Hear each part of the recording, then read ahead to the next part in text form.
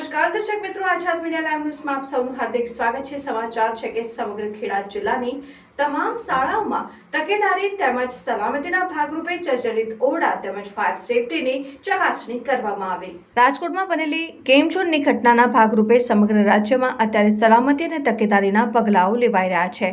જે અનુસંધાને ગુજરાત રાજ્ય શિક્ષણ વિભાગના સમગ્ર શિક્ષા કચેરી દ્વારા પત્ર લખવામાં આવ્યો કે રાજ્યની તમામ શાળાઓમાં જર્જરિત ઓરડા અને ફાયર સેફટીની ચકાસણી શિક્ષણના જુદા જુદા અધિકારીઓ દ્વારા કરવામાં આવી રહી છે।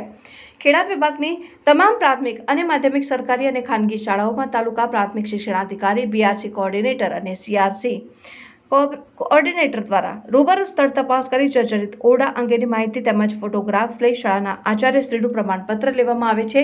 જેમાં શાળામાં જો જર્જરિત ઓરડાઓ હોય તો તેમાં બાળકોને બેસાડવામાં આવતા નથી અને તેને બેરિકેડ કરવામાં આવે છે। તેમજ જો શાળામાં નવું બાંધકામ ચાલતું હોય ત્યાં બાળકો જઈ ન શકે તે રીતે આળસ મૂકવામાં આવે છે અને સેફટી ટેન્ક, ખાળ કૂવાને બેરિકેડ કરવામાં આવેલ છે।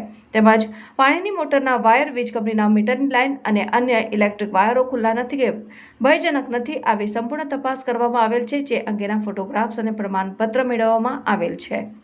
તેમજ તમામ શાળાઓમાં ફાયર સેફટીના તમામ નિયમોનું પાલન થાય છે અને તે અંગેના જરૂરી ઉપકરણો જેવા કે ફાયર બોટલ, રેતી ભરેલ ડોલ, જાડું દોરડું, સીડી વગેરે સાધનો વપરાશ થઈ શકે તેવી સ્થિતિમાં છે કે નહીં તેમજ તે વાપરવા અંગેની યોગ્ય તાલીમ મેળવેલ છે કે નહીં આ અંગેની અધિકારીઓ દ્વારા રૂબરૂ શાળામાં સ્થળ તપાસ કરી જરૂરી પ્રમાણપત્ર અને ફોટોગ્રાફ્સ મેળવવામાં આવ્યા છે।